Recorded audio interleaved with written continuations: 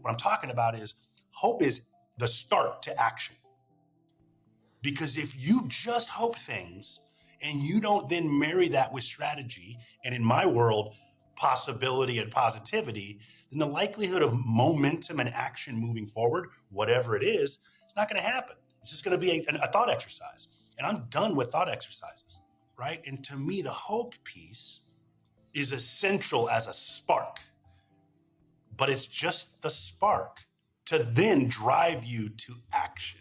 And positivity with hope married to action, oh man, I can live that all day. That's where I want to be. I hope you came ready for this conversation with Stephen Minix and his superpower of perpetual positivity. Stephen brings a bundle of energy to this conversation, and I'm grateful for him sharing his mindset and practices that enable his positivity tanks to be full most of the time.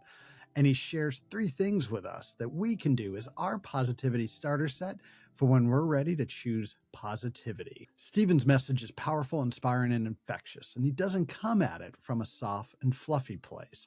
He learned it at an early age, and that it all comes down to a single choice. If your model is in someone's darkest hour and darkest days, they're still trying to help the next person be better and live a life, there's no deviation from the script that I've been shown, which is whatever you got, put it into the world, help the next person get whatever it is they're trying to do within reason, of course, and then just keep pushing that into the world. I'm excited to share this conversation with you because Stephen honed his practices and mindset that empower him to show up on fire and ready to rock. You figure out in your life what makes you better. And for me, what makes me better is taking care of myself and also reflecting, but also never beating yourself up. That's my secret beyond most, is I never beat myself up. I also don't gas myself up. I don't tell myself I'm the best in the world if what I just did wasn't the best in the world. I'm reflective. So like if I tell my kids to give 100% effort to live with the results, then I got to do the same thing. And a key to that as an adult is reflection. What can I do better next time? Or what can I do more of? But never beat yourself up. It's just all you do is beat yourself up, and getting beat up isn't fun. Hi, I'm Roger Kastner, and I'm the host of the What Do You Know to Be True podcast. For over 25 years, I've been working with leaders and teams to co-create pathways to being better versions of themselves. And these conversations are intended to amplify those stories and the experiences of the people who have done just that. In these conversations, I talk with ordinary people about their extraordinary skill, their superpower, and the meaningful impact it has on others. The goal is not to try to emulate or hack our way to a new talent.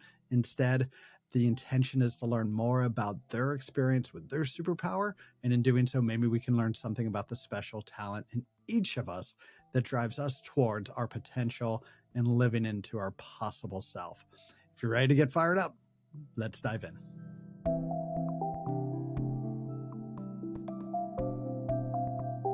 Hey, Stephen, thank you for joining me today. I'm grateful that we get to be together. Excited to be here, man. Good morning. Hey, I'm excited to learn more about your superpower of perpetual positivity. But before we get too far, what's important for us to know about Stephen Minix? I'm just a guy. I'm just a dad. I'm just a person that believes in positive, leaning into creating space and not dwelling on the negative. There's just no point. And so I'm a gardener. I'm a diehard Seahawks fan. I'm a Mariner fan. I'm everything Pacific Northwest as a kid, but I've kind of cut my teeth in Southern California, trying to just grow a family, just be the light out in space, and try to help folks do what they want to do. And for me, perpetual positivity helps that kind of just roll. Even before we got talking this morning, you had emailed me with the word, and you wrote "fired up" with several exclamation marks, and it was infectious. Yeah. Just reading it, I felt my energy surge, and I thought, okay, strap in, Roger. We're about to go for that positivity ride. That's it. Are you aware of the impact your positivity has on others? I'm a lot more aware now, if I'm being honest. Look, my positivity comes from a lot of pain, and so it's not a Pollyannish approach to the world, but it's something that I developed as a little kid that helped me deal with some dark stuff. It helped me through the dark, so why wouldn't it potentially help others through the dark? Or, the gray or whatever metaphor we want to use, but like doing things in a way that allows for like the possible.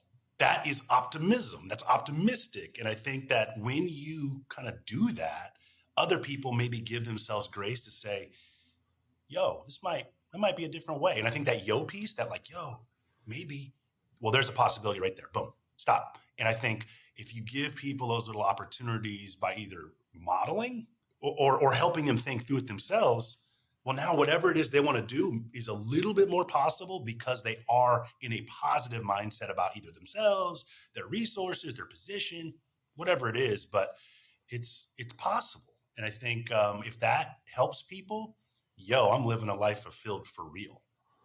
I love that pause that comes after the yo. Yeah. Right? I mean, there's like an awareness of the presence in that yo, and the pause to be able to drink it in and then realize, okay, what is possible in this moment? What am I not seeing? Sure. It's almost, it kind of reminds me, it's like the lightning rod from God, and maybe God speaks in yos in that way. So I was recently talking with Natasha Durkins, or Tash as her friends call her, and she's the author of Fiercely Joyful. We're talking about joy, and Tash shared something with me that was really profound and yet quite simple. She was talking about the power of authenticity in creating and accessing joy. And that joy is not only amplified with authenticity, it's actually required. And maybe authenticity is, yo is the sound of authenticity. Now, authenticity plays an important role in positivity. I'm reminded that once a client shared with me after something I had said, he said, I can't tell the difference between the glass is half full and half stupid. And that's a funny line. And the client and I got along really well together, and that's maybe why he said it that way. But and that line kind of does blur the line between veracity and authenticity, but the point was made. I'd love to hear your thoughts about the role of authenticity and the power of positivity. They're directly related, period. Right? To extrapolate on the yo, if you ever read what I write on LinkedIn, I always lead with yo. And it's not because I'm trying to like subscribe to some 90s hip hop energy, although that's probably in my soul. I don't speak the King's English. I am who I am. I talk the way I talk. I'm wearing sneakers right now, but I'm an executive, right? You are who you are. You don't get to be an avatar of yourself. And so for me, the authenticity piece, if you're going to judge me based on anything, I'm going to give you something to judge me on, which is exactly who the heck I want to be in the moment. And if when I say yo, it drops the pressure in the room for the reader. The reader's like, oh, this is a light read. And then I can kind of respectfully, banana in the tailpipe, get them to understand what I'm trying to say. My power has always been in saying the thing without shaming folks. And so when you think about authenticity as it relates to positivity, for me, I pantomime. I'm an old high school PE teacher. I move. I think with my hands. I articulate situations. This is all this. This is me. And if you read anything about public speaking, they're like, you can't do that. You can't. Sure can.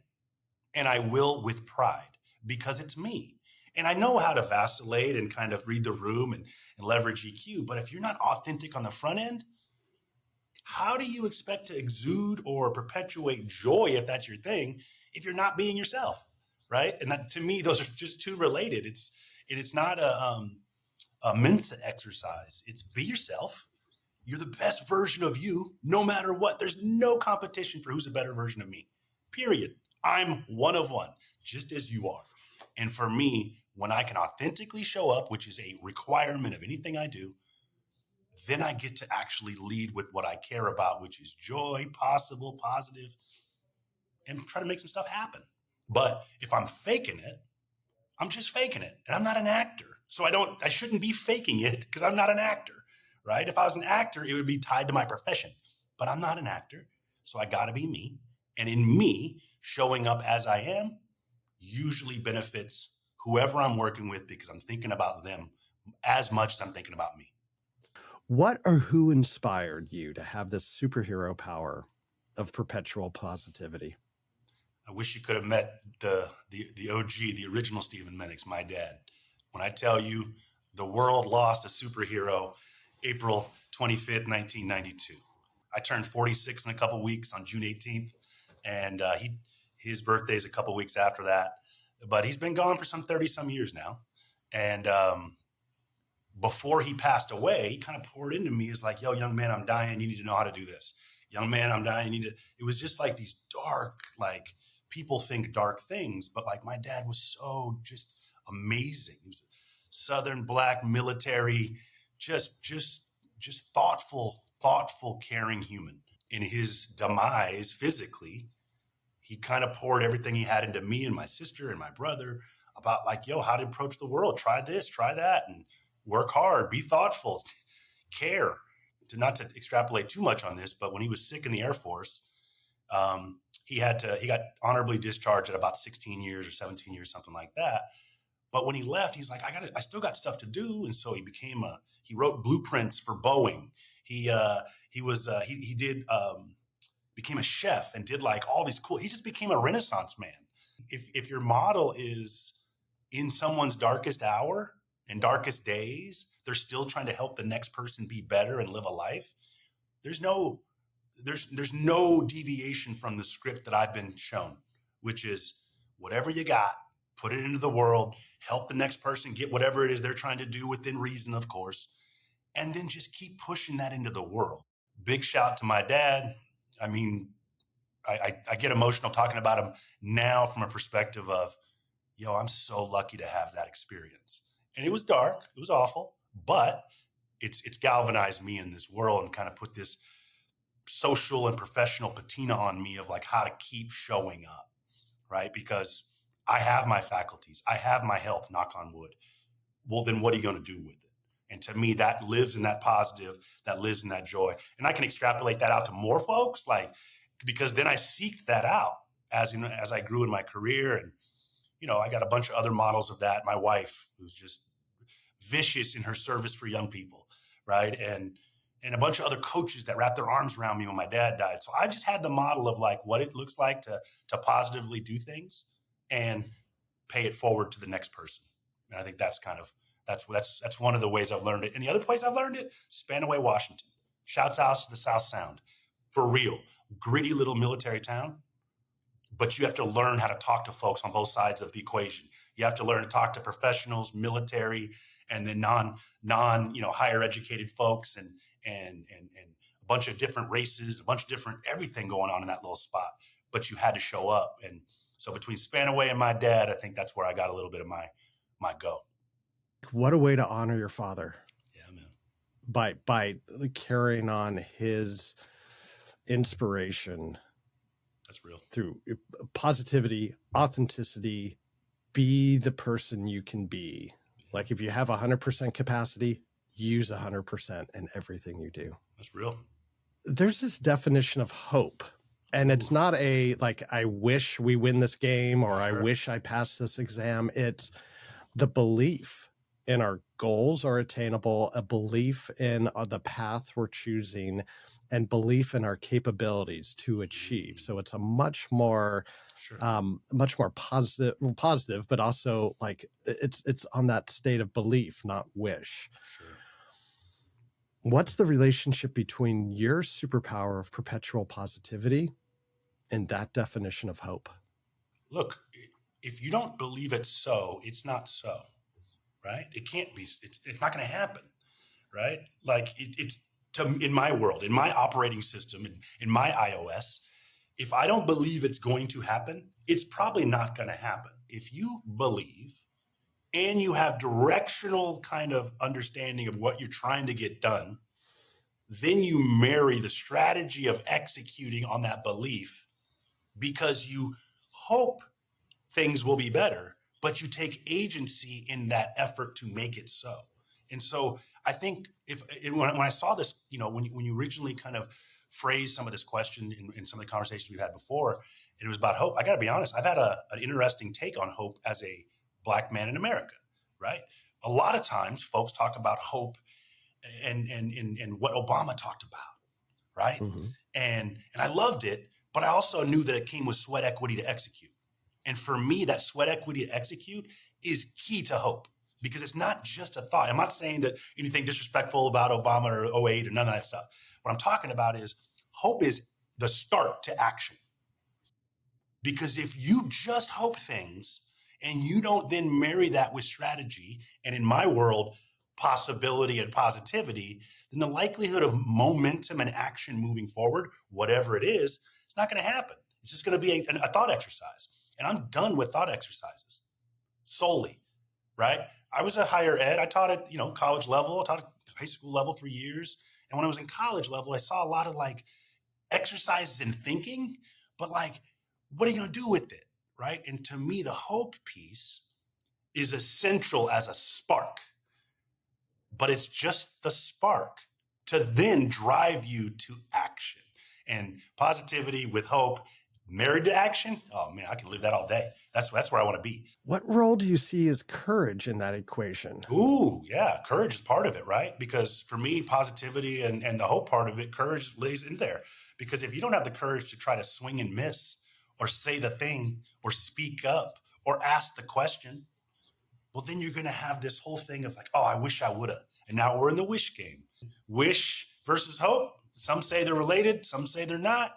But the reality is, I think if you don't have the courage or develop the ability to ask the questions, or the courage to discern what you're reading and not just lap it up as gospel, if you don't have that courage, then you're doomed, in my opinion, to kind of short sell yourself in whatever it is you're trying to take on. And courage is developed over time, whether it's time in seat, whether it's lived experience, whether it's learning and adjusting, reflection, however you get to it. It's an important piece of that recipe for certain. What do you know to be true about your superpower of perpetual positivity? It's evergreen. It travels. Any city, anywhere in the world, positivity is usually palated, not to make this so alliterative, not Pollyannish, but any environment, work, life, parenting, my relationship with my wife, when positivity is at play and in the front end of that, so many more things are possible, right? Like it just is. I don't know how else to explain that to folks other than it helps everything when you come at it from a mind of, what could this be? How can this be? How can I help this? What's better? What can we, and not what can we do to make everything better? It's not that. That's not, to me, that's not positivity. But positivity and possibility are so related, right? And so to me, it also feels good. It doesn't wane. I have an endless amount of it, like literally an endless amount of it, because it's not a fickle thing I visit. It's not a vacation for me. It's actually life. Right? Some people wait until they go on vacation to be positive and enjoy their life and rest. Not me. I take mini vacations daily, hourly, momentarily. I find a way to relax and be happy about whatever it is that I got in front of me, or give me space to deal with whatever it is that's bugging me so that I can quickly get back into that rhythm of, okay, now how am I gonna work through this in a way that honors me and honors my dad, and honors my wife and my kids. And so I think that's such a big part of living a fulfilled life. I know it's a bit utopian to say that, but what's the opposite of that? Cantankerous, sand in gears, obstructionist, right? And there's a world for there's space for that in this world, but there's enough of that in internet trolls and Twitter monger, whatever nonsense. Why live in that? I live in the opposite, and I can check those things out. I can visit that when I'm low or when I'm bummed or when I'm mad, but I quickly get out of that, because that's not a recipe for success for me. That is only going to harm me. And I am really good at not harming me. Right. And I think it's really important, and positivity to me plays into that so much. And it is a choice. It's a choice. And your dad taught you to make that choice. I think he helped me understand why that choice is important. I think he really helped me understand why that choice is important. And I don't think he ever said, this is why it's important. But I saw that grown man wither and become a shell of himself before he passed. His vessel. But his words were were beyond powerful. They got quieter, they got softer, because he didn't have the same strength, but those words still had the power in me, which is, he'd always say, Stevie, Stevie, Stevie, Stevie. That's how he would talk to Stevie, Stevie. And he would bring you in and he would talk to you when he was sick. I just saw that the light goes out eventually, right? To make this kind of ominous, I'm coming up on my 46th birthday. My dad was about this. He died at 46, 47, right around that time. I'm coming up on the year to where I no longer have a model beyond those years, right? I know what it's like to be 0 to 45 through the lens of my father. Well, now I turned 46 June 18th, and I no longer have a model from that point on. Now I've gotten all these lessons, all these opportunities, and now how am I going to create the model for 46 forward? Because I don't know what that looks like for me through the lens of my dad. And so that drives me, but that drives me so much to like go continue to say, well, roadmap wise, what you can do, the model was shown. Now dictate how you want to make this thing go to the next generation. I'm excited by that. I'm actually am. And my journal is lit up for little half written statements that I'm trying to organize in my head. But like, it all comes back to, you don't have a model anymore. Well, now be the model. Now it's your turn to be the model. And that's empowering. Do you find it a little freeing to not have a model where you get to be the creator of what that model looks like post or your prior model ends? It's exciting. Yeah. It's exciting. Yeah, it's exciting. I mean, look, it ties into like my belief in possible. Like I used to be intimidated by, not living out the legacy that my dad had. Right. And it's not fair. It wasn't on me. I was not told to do that. But my name is Stephen Minix. My dad's name is Stephen Minix. When I go to Fern Lane Funeral Home in Spanaway, Washington, and I look down at that headstone, it's a very intense moment because you're looking at yourself, your own name in the ground. And all I look at is that hyphen. There's a scene in the movie years ago that talks about, I care about the hyphen. The movie Serendipity. It's a cheesy love story, but there's a conversation that Jeremy Piven has in it about the hyphen, and it's about a eulogy. It's like that hyphen. The metaphor is using that hyphen in the eulogy, and like, what do you have this date and you have this date? What are you going to do in that hyphen? And it's been in me forever. Now, whenever I see my dad, it's like the hyphen. It's like, Stephen? You're the hyphen. What are you going to do with that time? I'm excited that now there is green field for me to try to like take the baton from my dad and now co-create the next step of this to go forward. Absolutely. Everything, space and opportunity. That's what it's about. You got space, you got opportunity. What are you going to do with it? And I think that is exciting. That's where I live. I live in the, what are you going to do with it? What you going to do with it? So what did you believe early on about your superpower of perpetual positivity that you've come to learn not to be true? Ooh, not everybody lives that way. Some people operate on the angst and the sand and gears. And some people, like I referenced it earlier, like an internet troll, they get their juice harming others and being negative. And I'm not talking about kids joking on each other, shooting the dozens and cracking jokes and all the things. Like beyond that, like I'm a firm believer in that too, but not to harm folks. And when I learned that not everybody has the same motivations to do good and try to be good and help, that didn't yuck my yum. It didn't tell me to stop doing it. What it did tell me to do is you got to be out there because there's a whole bunch of other energy in this world that is going to pull people down, that is going to try to harm, that is going to try to like isolate, extract, take from. Be the opposite of that. Like meet the world with that other part of it, which is push into the good, help elevate, give people the step to step up, do all these other things. One, it feels good. Other part is it is good in my operating system. And also that person thus then can go on and do more good, exponentially changing this world the way they want. So if we all start to understand that love and active service and making yourself available exponentially helps do more of what you want to do, you're good. And so for me, when I had to learn that, I learned it a lot of ways. I learned it in being stepped on for jobs and being told one thing and another thing actually happens. And like, there's a lot of ways I've seen it. And I know this, never will you pull me into that side of living a life of obstruction, of angst, of contrarian, just to be contrarian. I love discernment. I love challenging thought. I love back and forth. I love banter as it is to galvanize a better outcome, not to like perpetuate power and weird dynamic. Come on, man, miss me with all that. Please miss me with all that stuff. I care about the other side of it. And we can be as angry and cuss wordy as you want, or we can do the opposite. And to me, the opposite is kind of where I choose to vacillate and spend my time. So I imagine there might be a listener or two that are thinking, what's the starter set? How do I become more positive? What are the, the universal three? What are the first three things you would recommend someone do to start leaning into the abundance, the possibility, the positivity? I'll give you a real tactical one. It's nerdy as heck, which is personal asset map. It sounds weird. People are like, what does that mean? Just start writing down what your assets are.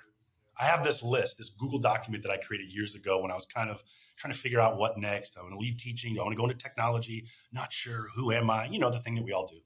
And I wrote on it, like, it's got like a bunch of simple categories. It's like, if it hits the fan and I need to call somebody immediately, who would pick up my call? And I had this list. And then it's like, if I wanted to start a business and I needed to talk to someone that did it before, who would I list and would they pick up my call? And once I did that, I had such a rich list of people that I'm like, yo, I am rich. Like, there's a phrase my buddy Jared Aker told me years ago, which was like, relationships are your currency, Stephen. I'm like, yes. And I finish it with, and I'm a rich man, right? Because of that. And so when you look at assets, what you have as assets, who's in your world? Who, if you picked up your phone and you sent a note, would answer, right? That's a huge step. So if you start thinking about who is in your world, then take that step and say, what am I proud of about me, right? What am I proud of, right? I'm a vicious gardener, I think, right? I'm proud of that. Well, if it all goes south here, maybe I'll go open up a farm, right? Like, it's simple and silly, but the point is, those are things I'm proud of. What else am I proud of? My ability to facilitate. Professional point guarding is how I believe in the world, right? So like facilitation on stage, facilitation in small room, facilitation in society, facilitation on the boards, whatever. It's facilitating. It's helping make the pass. So these are things that I know about myself that help me understand why I am in any scenario going to be relevant the way that I want to be, right? I think those are some simple tactics, cost you $0. You can start today. It doesn't take a ton of time. It can be easy. Stop one day, take out one of the podcasts or one of the true crime things you listen to and spend that 45 minutes just writing down your personal asset map. And I bet you'll start to see you got a little bit more access and abundance than you think you might have if you've never organized your thinking that way. So that would be my recommendation 1, 2, and 3. Start some kind of asset map that allows you to start to see the totality of what you are, who you are, your skills, who you have access to. Maybe it's a short list, but it's still a list, right? Something to work with. So what's next for you and your superpower of perpetual positivity? Professionally, this ties to my work, right? Personally, it ties to my life. So like, I'm a big fan of aligning and being like kind of vertically integrated. The work that you live, the life that you live should all kind of feed itself. And I don't have to take off my business outfit today when I get off work and then become like laid back Stephen. Like, I'm the same person. One of the things I do in my work is help create vice president of community at a company called Outtakes. We create space where funders and nonprofits want to work together and build better relationships. So elevating kind of my work as a person that convenes and brings folks together is important on the work side directly, but also into what I care about is just the person, Stephen. So I'm lucky enough to be on a few nonprofit boards and I'm asked to advise in some spaces. I want to continue to grow that. I want to be on more spaces because years ago I decided politics is no longer my aspiration. No interest in that, even though that was my calling forever. right? What I figured out years ago was strategic board placement allows me to be far more relevant in society's improvement than going out and going this route of politics. And so I found this route of being on boards, A Reason to Survive down in San Diego, Positive Coaching Alliance San Diego, Green Dot Public Schools Ambassador, finding a way, Mentor California, I'm the board chair. The point is, these are things that I do in addition to my work that allow me to continue to espouse some of this positive connection. And so I use all my energy to kind of create different ways for folks to work together, whether it's in cohort setting or whether it's just providing access to the next nonprofit leaders so that they understand how to show up and be in their power as they go do their work. So I think the reality is I'm going to continue to beat this drum about being a light and being a facilitator and being a connector that brings groups together. And like I said, in the business side, philanthropy and nonprofits, impact investors and portcos. In personal side, I'm always going to continue to reach out to the next one trying to grow who they are. And my cost for that is always just make sure that if I help you, you turn around and help the next one. That's what we do. And if we do that, we're putting more love and joy into this planet, and we're getting people dangerous in their work. And when people feel dangerous, and I use danger as a fun way, not as a bad way, like a dangerous, when you're really good at something, you can decide how you want to yield it. You have the ability to make the choice, to be adaptable, to decide where to do things. And that confidence about how you wield your time, talent, and treasure mixed with a little bit of mindset, you can do some really, really cool things. And I like to do that at the system level and at the individual level. So to your question, long answer long, I'm going to do some of that. Stephen, this has been amazing. Are you ready for the lightning round? Oh, let's go. Yeah, no, I knew you'd get excited about this. So fill in the blank. Perpetual positivity is essential to my success in life, but perpetual positivity pays off. Who in your life provides perpetual positivity for you? Besides me, I would say currently my dog Malibu. She approaches the world with zest and vigor and just positive. Is there a practice or routine that helps you nurture, grow, or renew your ability to provide perpetual positivity for others? 5:30 in the morning, I'm usually out in front of my garden looking at what's happening, what's growing, what's not growing, what needs help. Me visiting my garden allows me to always quickly get back into this idea of growth, nurture, support, creative outcome. Touch my dirt, I'm always dialed again. Is there a book or movie that you recently read or watched that you would recommend that has perpetual positivity as a theme? I just sent this to a couple people. The Energy Bus by John Gordon, period. I read that. I listen to it on audio. I read the book. It is such a simple read that talks about the positive, the power of the right mindset and energy as it pertains to getting people on your bus to do something. What is the one thing that gets in your way of perpetual positivity? Sometimes spread myself too thin, right? Sometimes you take on too many things, and then a watered down version of yourself is just watered down. So sometimes the power of no, right? You need to say no to some things so that you can be fully present in the things that you do want to be in, versus having to rush to the next thing, because that just dilutes your ability to be your full self. And so I think for me, it's the needing to be more discerning about what I commit to and say yes to, because a yes to everything is a no to almost everything. And I believe in filling your tank before you do anything. A better me, better we. I got phrases like this all day. But the point being, if you don't take care of yourself, who's gonna? You're just setting yourself up for disappointment. If you are waiting for somebody else, your wife, your kids, your therapist, somebody to help you be better than that for yourself, that's important to have team. But number one in that is you. And how do you approach you? You got to take care of you. You got to think about what do you need to be energized? What do you need to be growing? But I know this, I need to make sure that my life is in the best or my body and my person is in the best possible situation to show up each day, because I got Rochelle, wife.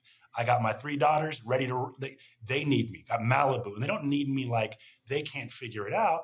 They need me as a piece of their team. And I need to show up. And for me to show up, I got to be rested. I got to be ready to go. I got to be, and sometimes you don't get the time, but you still find a way to show up and you get the rest later. And so maybe it's a part of being successful. I don't want to give myself so much credit because it wasn't like I was like, you know what I need? I need this amount of rest. I need this amount of spiritual enlightenment. It wasn't that. It's just more like trial and error. You figure out in your life what makes you better. And for me, what makes me better is taking care of myself and also reflecting, but also never beating yourself up. That's my secret beyond most is I never beat myself up. I also don't gas myself up. I don't tell myself I'm the best in the world if what I just did wasn't the best in the world. I'm reflective. So like if I tell my kids to give 100% effort to live with the results, then I got to do the same thing. And a key to that as an adult is reflection. What can I do better next time? Or what can I do more of? And I think a lot of people don't calendar reflection time. I do. I calendar it so I can think and give myself time to think about, was that what I wanted? If not, what are you going to do different? Okay, move on, but never beat yourself up. It's just all you do is beat yourself up, and getting beat up isn't fun. This idea of never beating yourself up, where'd you learn that? Because that, I mean, people do that quite a bit, and maybe some of them named Roger. How did you learn that? I mean, I've always felt that way, like because it's just the reality. Like if I was small, I was always really small. I was having a conversation with my neighbor yesterday. Their kindergartner, who's a very big kid. He's about 82 pounds. He's tall, he's big, he's a good sized kid. I was 85 pounds in 8th grade. Right? So small, but I knew how to move people. And I was always the team captain, the school president. Like I had a mouthpiece. So I knew how to talk, right? I had a little bit of imposter syndrome of, dang, I'm so little and I'm in this school, blah, blah, blah. I gotta be a better athlete. I gotta have a better grades. I gotta do all these things. But none of that had room for beating myself up because I was already small. So I was always like, I'm gonna deal with this. And then I grew late and it all worked out and I'm fine. The story goes where it needs to go. But the point being, I never believed in being like, wow, you're not good enough to go out there and play basketball tomorrow. Heck, I'm not. Like I just didn't, I didn't have that. But when I got older, I remember going through this thing. I'm going to mess his name up. The coach, Shirzad, I forget his last name, but it's PQ, positive, the PQ stuff, the PQ intelligence stuff, but rubbing your fingernails or rubbing your fingers together so that you can feel the ridges on your fingers allows you to break the whatever you're stuck in. But the other thing I took from that was print up a picture of yourself when you're a child and put it on your desk. So on my desk, I have 2 pictures of myself. The summer right after my dad died, I was at Mel Stoudemire baseball camp in Yakima, Washington. I'm sitting there next to my boy Andy, and the picture's here. And you can see the broken little kid. Like I was broken, and my dad had just died maybe 3 months before that. I can see how broken that young man was. But I remember that baseball camp being on fire. Like being on fire. I mean, I was dialed. I was so dialed, had so much fun. I was so into it. And then I had to fly home and got home, and I was back into the dark. But I was so excited about being there. So in that picture, I see the dark, broken kid, but I remember the excitement about how much fun I had there, right? Those 2 things I carried at the same time. And so the not beating yourself up for me is, why would I beat up that kid? He's a kid. If I mess up the deal and what I do at Upmetrics, I'm going to be reflective. I'm going to own it. I'm going to deal with the consequences. And hopefully I stay employed and I can do what I need to do. But I'm not going to beat myself up because I probably gave the best effort I could to get the outcome I needed to get. And I have to live with the result. And so to me, that it goes back to taking care of yourself. How does beating yourself up play in the calculus of take care of yourself? The beating yourself up just results in you being beat up. And if anybody can tell me why beating yourself up and negative talk is good for you, I'll wait. I'll take the meeting. Let's talk. I'll talk to anybody that says that helps. No, it doesn't. It only harms. And you can convince yourself that harming yourself is good so that you can see the boogeyman and then go attack it. Some people are like that. I don't need a boogeyman to be motivated. I don't need to be told if I don't do something, the outcome is going to be without job or without life or without wife or without, I know, I'm aware. but that's not, but I know when I show up with confidence, command, and like charisma and empathy and these things that are positive, when I do that, I get more of whatever it is I was probably seeking, which is, I don't know, relationship, love, opportunity, right? I talked to my girls about, I just took one of my daughters to a store yesterday where we were waiting for soccer practice for another one. And we were walking and looking at stuff and she's like, Daddy, I can't shop in that store. It doesn't fit me. And I said, baby girl, you don't know what a tailor is, right? And she's like, what? And I'm like, you have the same problem Daddy has. You're built different. Your hips are different. What we do is we have to buy pants here and then we go to the tailor for $10 and they'll take them up for us. And now we have custom pants, right? You saw her shoulders drop. I told my wife that this morning. She's like, damn. I'm like, yeah, because I'm not going to beat her up for being short and a little bit more built with muscle. No, baby girl, you're perfect. And let's figure out this issue that you're worried about, which is I can't go in that store because those clothes don't fit me. First of all, you can walk into any store you want. I need you to know that first. Like, don't limit yourself, right? And so I get to walk with my kids in a way that like helps them be a better version of themselves based on whatever little nugget I get to drop, not what I want them to be. That comes from positive self-talk, positive talk on them, right? And don't get me wrong. There's some times when the talk ain't so positive. It's like, yo, clean your room. Come on, what are you doing? Get it. But on the whole, it's about, do you see the possible? Do you help people unlock things? Do you help them think in a way that it's going to help them, not harm them? It's easy to tell somebody like, you ain't this, you're not enough. You can do that. That's just not my bailiwick, so to speak. That's so powerful because right there you're speaking to what's my asset list? Yes. What are the good, I mean, in the case of your daughter, what are the good things about me? And then what's possible? Go buy the thing and then we'll get it tailored. And then it's custom to you. It's even better than what you bought. I mean, that's you're a great example of the positive asset list and then thinking what's possible right there. So if an audience member wanted to ask you a question or follow you, where would you want to point them to? I'd say my LinkedIn is the best. You can look me up. It's, Stephen Minix, LinkedIn. I forget what the action. Type it in. I'm probably the only one that pops up. You'll see and I'll me put in some picture like this. I'll put the link in the description so people can definitely sure. find you. That's where you can get the best pulse on me.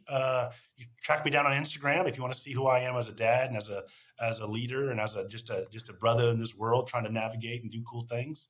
And I'd say between that and at the company side, upmetrics.com, I'm the vice president of community there. I'm doing some pretty rad stuff with this group and proud of the work we're doing. And all the stuff we talked about today is fuel to the work that I lead there and bringing folks together, using positivity to lead into the possible.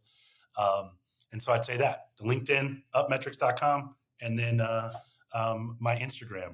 But I'm available. I mean, I make time.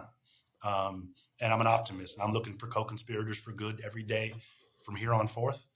Because when you start getting folks together that are interested in doing good things, cool stuff happens. I'm sure there's going to be people who want to follow you just for, fueling their tanks, the inspiration, the positivity, learning from what you know to be true. And one of the things that's really resonating with me with this idea of it's actually reminded me of Viktor Frankl and what's attributed to him talking about there's that space in between stimulus and reaction. And that space, maybe that space is where, when you say, that's that pause. That's that ability to choose and not just respond. That choice is everything. I don't think I took it to a deeper place because it was already deep, but it's meaningful like that, where, Absolutely. we get to choose. We get to make our positive asset list. We get to choose what's possible.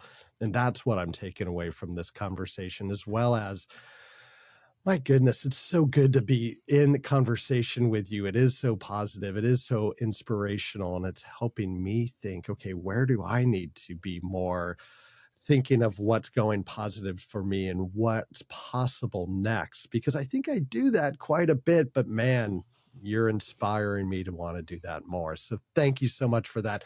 Thank you for your wisdom and your time and your willingness to share your story, because it's inspirational for me. And I know it's going to be inspirational for everyone who watches this. So thank you so much, Stephen. I couldn't say reciprocate that enough. I appreciate the time.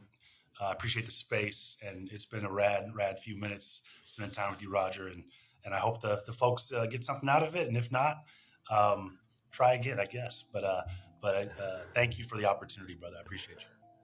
My pleasure. Appreciate you too. Take care. Bye-bye.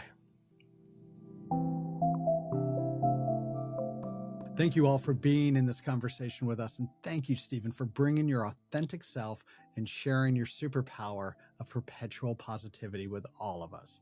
The question I'm asking myself now after the conversation is, how can I catch myself when I'm about to start beating myself up and instead choose to be reflective and not judgmental? What Do You Know to Be True is a Three Blue Pens production, and I'm your host, Roger Kastner. We are recording on the ancestral lands of the Duwamish and Suquamish people. To discover the ancestral lands of the indigenous people whose land you may be on, you can go to native-lands.ca. Okay, be well, my friends, and as always, love you, mean it.